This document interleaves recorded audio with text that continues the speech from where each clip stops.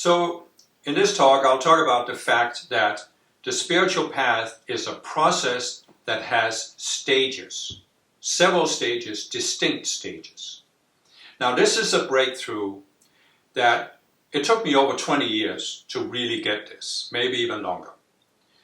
But I'm hoping that I can help people see this as an earlier stage, because it would have helped me tremendously, especially when I was new to the path. Now, there is an old saying, and it says, when the student is ready, the teacher appears. And I first heard about that in my second spiritual movement.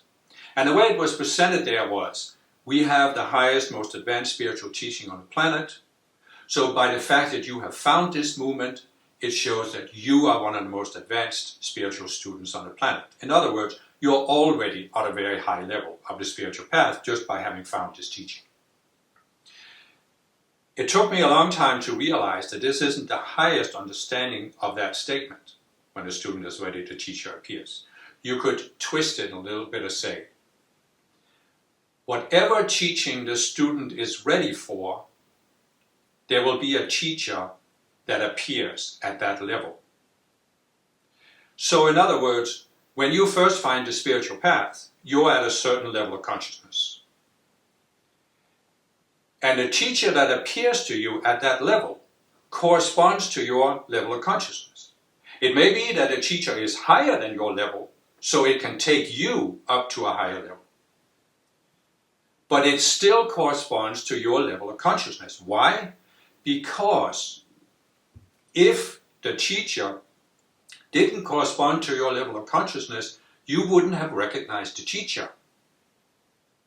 Think about that.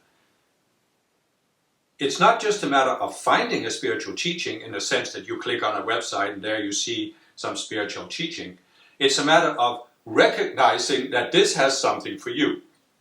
This is true, this is real. We often think about it when we are young and new on the path. So, what I realized after these many years was that when I was 18 years old and found my first spiritual movement, I was at a certain level of consciousness. And quite frankly, I was young and hopelessly naive. I was inexperienced with the spiritual path. And why? Well, because I'd grown up in this anti-spiritual society that didn't talk about any spiritual path or any possibility of raising your consciousness. Quite frankly, my society gave me a better education in how to select a shampoo than in how to select a spiritual teaching. So, when I found my first spiritual teaching, it was partly what was available at the time, before the internet, but it was also what I was ready for at the time, what I could recognize as a spiritual teaching. And later, when I was disappointed by that movement, I felt somewhat betrayed by the movement. I felt it had pretended to be something that it wasn't. But in reality, when I look back at this these years later, that was just my ego talking. That was just my ego that felt insulted because my ego had believed that I had now found the ultimate spiritual movement and that this was because I was an advanced student. My ego didn't want to realize that I was 18 years old. I was 20-some years old when I left the movement, and I was not experienced on the spiritual path because I had not grown up with any understanding of the spiritual path. So many of us who in these modern democracies who have found the spiritual teaching, we are pioneers. We are the forerunners. And that means what? It means we have to experiment. We have to experiment with spiritual teachings and spiritual movements in order to help our society build this knowledge, this experience base in the collective consciousness of how to deal with spiritual movements. As I said, we know a lot more. We are not better at selecting shampoo than we are selecting a spiritual teaching. But that's because we have more experience in our culture, in our collective awareness. Well, we who are the forerunners for the path, we are helping build that experience in the collective awareness of our nations. So we have to give ourselves some slack. We have to realize that when we first found the spiritual path, we were not in a particularly high state of consciousness. We didn't have any experience. And our first one, it was just a matter of getting our feet wet, as they say. We had to jump in and see what it was like to be in a spiritual movement. And the thing is, when we are in a spiritual movement, when we are sincere about studying a spiritual teaching, practicing whatever techniques are promoted by that movement, we will make progress. We will gain experiences. We will raise our understanding of what the spiritual path is about. We will raise our experience with practicing spiritual techniques. And that brings us forward. And so there will come a point where you've gone from where you started up to right below the next level of the path. You're ready to cross that line to a higher level. But if you have this in your outer mind, this outer loyalty to this spiritual teaching, you can't cross it. Because the thing is, in order to cross to the next level, you have to find another teaching. But in order to find that teaching, you have to be open to it. And as I said in the last talk, your ego doesn't want you to find the next teaching. Your ego would have preferred that you didn't find the spiritual path at all. Right? It would have preferred that you had never found any alternative to ordinary living. But now that you have found a spiritual teaching, the ego wants to make sure it's the last spiritual teaching you find. Because you go as far as you can go with that spiritual teaching, the ego can't stop you from that, but it will try to stop you from going beyond it. So, what I've experienced in these 47 years is that there are many stages on the spiritual path. And for each stage, there is a teacher that is designed specifically to help you go to the next stage. But when the student is ready, the teacher appears, meaning if the student isn't ready, the teacher cannot appear. So if your mind is fixated, oh, I found the higher spiritual movement, I have this enlightened guru, I have to just stay here for the rest of my life, how are you going to be open to going to the next level? Now here's another secret to going to a higher level. In many cases, not in all cases, but in many cases, we will not find the next spiritual teaching until we let go of the previous one. In my case, I first found the meditation movement when I was 18 years old. I was in it for, several years, and then I left it. And for 2 or 3 years, I didn't have any other spiritual movement. I was reading spiritual books, but I didn't have any specific teaching or movement I was following. And quite frankly, it was probably the lowest point of my life. I was probably depressed, honestly, because I didn't really feel I had any goal, any direction to go in life. So it was like being in a vacuum. But then after those 2 or 3 years, I found another spiritual teaching. But you see, if I hadn't been in that gap, if I hadn't been in that vacuum, I wouldn't have found the next teaching. If I'd still held on to the other one.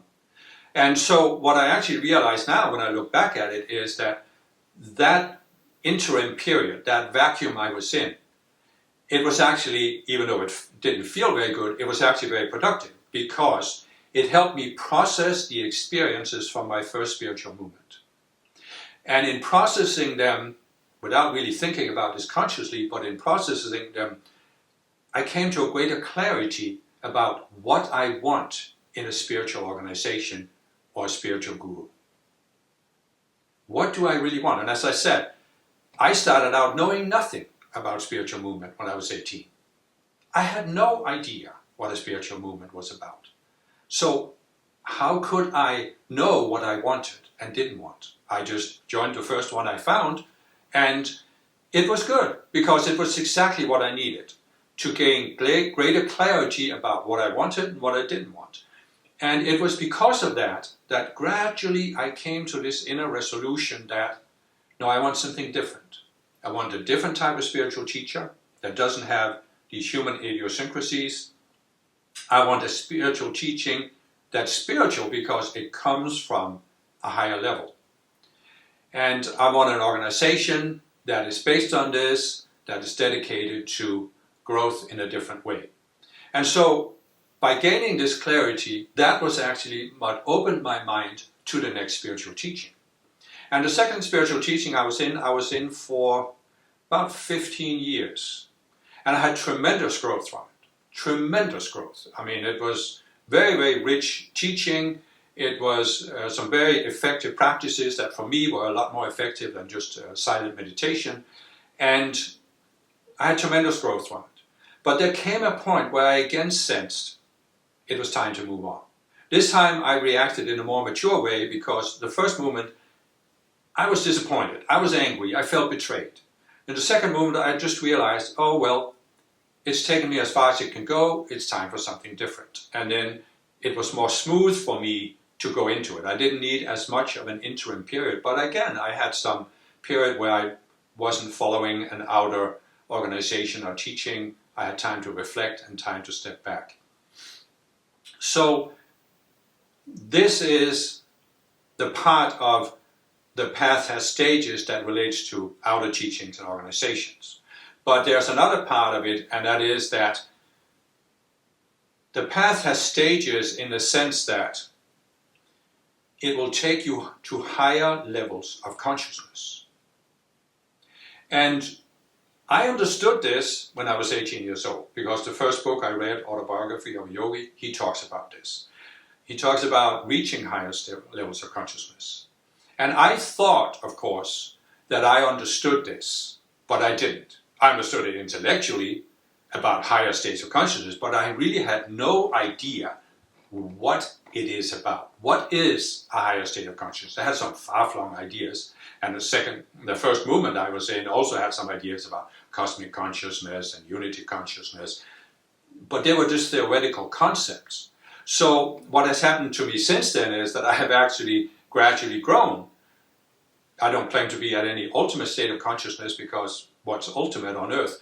But when I look at my state of consciousness today compared to what it was when I was 18, it's a world of difference. I mean, it's so much different, so much higher than it was back then.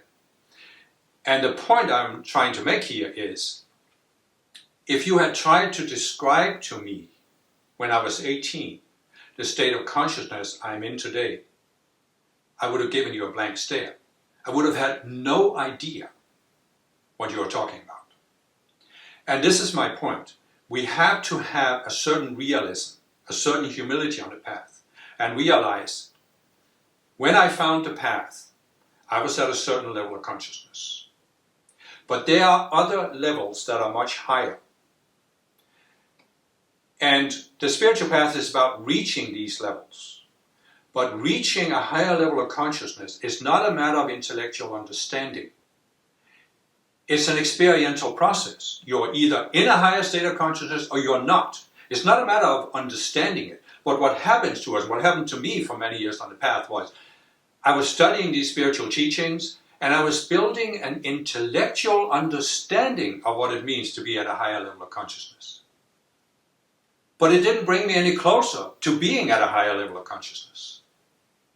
Intellectual understanding will not bring you to a higher level of consciousness, no matter how well you think you understand. In fact, an intellectual understanding can very well hinder your shift to a higher level of consciousness because you think it's a matter of understanding something.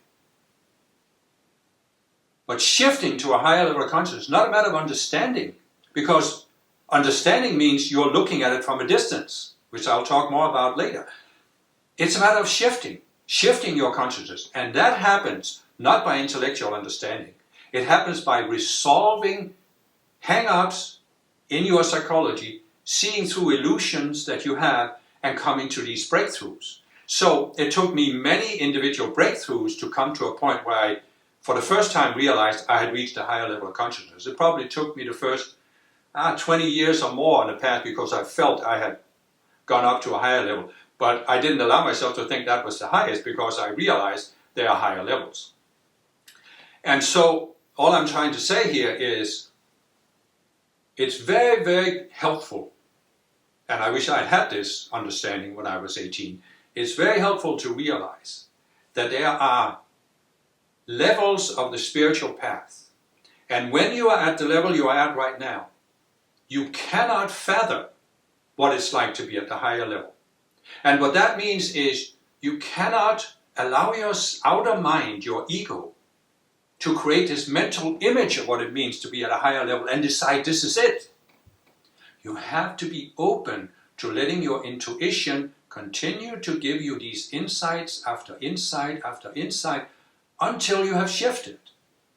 And there comes a point, and for me it came a point where suddenly I looked back and I realized there was an outer situation, and I suddenly saw how I would have reacted to that situation 10 years ago and how differently I reacted today.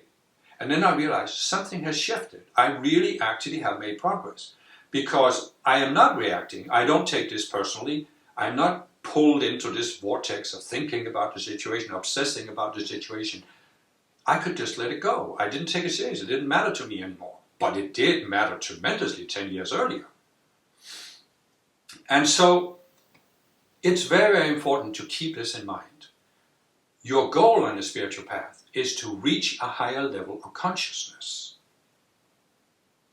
But you cannot fathom what it's like to be at that higher level of consciousness. I know this can seem like a bad motivator, because what's the advantage of reaching this higher level? Well, the advantage is you're going to have much more peace of mind, much greater understanding of yourself, a whole different way of looking at life. I know this just abstract words, but really reaching a higher level of consciousness is a total shift in how you look at life. And it's worth it. It's worth all the effort you make on a spiritual path. But again, it isn't an outer process. It isn't an intellectual process. It only comes gradually by these intuitive insights. And I hope in this series of talks I can give you some of these insights, and I look forward to sharing them with you.